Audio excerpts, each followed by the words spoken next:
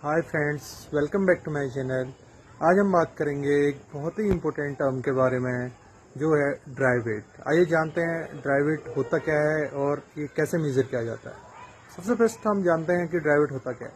Dry wait patient का वो wait है जब पेशेंट के शरीर में कुछ भी एक्सेस फ्लूइड नहीं होता है और पेशेंट के बॉडी के सभी फ्लूइड बैलेंस कंडीशन में रहते हैं। ड्राई वेट मेजर करने के दो तरीके होते हैं, एक होता है मशीन से और दूसरा होता है मैनुअली, जिसमें कि हम सिम्टम के बेसिस पे ड्राई वेट डिसाइड करते हैं। पहले हम बात करेंगे कि मशीन से कैसे मेजर होता है। Machine BCM body composition monitor जो एक ड्राई वेट मेजर करने का ऑब्जेक्टिव और नॉन इन्वेसिव तरीका है, जिसमें कि हमें मशीन के थ्रू ड्राई वेट पता चलता है कि पेशेंट का कितना ड्राई वेट है और कितना हमें उसका अल्ट्राफिकेशन रिमूव करना होता है। सेकेंड आता है मैनुअल, जिसमें कि सिम्टम के बेसिस पे ड्राई वेट को फिक्स करते हैं।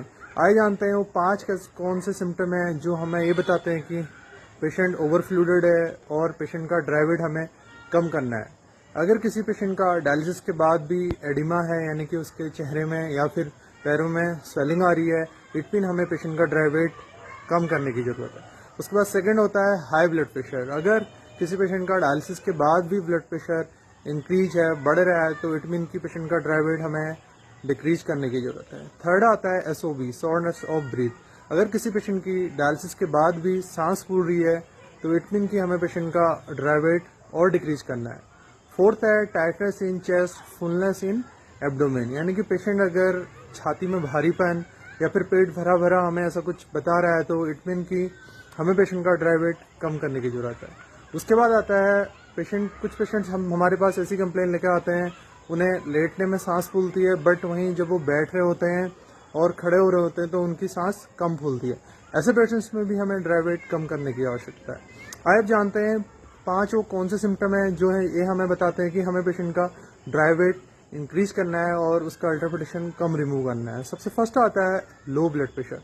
अगर कंटिन्यूसली 2-3 डायलिसिस से किसी पेशेंट का ब्लड प्रेशर कम हो रहा है तो इट मीन कि हमें पेशेंट का ड्राई वेट बढ़ाने की आवश्यकता है और अल्ट्राफिकेशन कम रिमूव करना है। उसके बाद सेकंड आता है मसल क्रैम्प्स।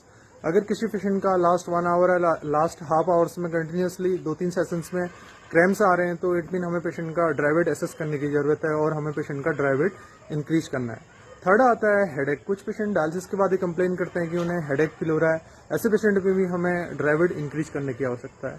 फोर्थ है डिजीनेस एंड नोजिया। कुछ पेशेंट डिजीनेस और नोजिया की कंप्लेन्स लेकर आते हैं तो ऐसे पेशेंट्स में भी हमें ड्राई वेट इंक्रीज करने की जरूरत है।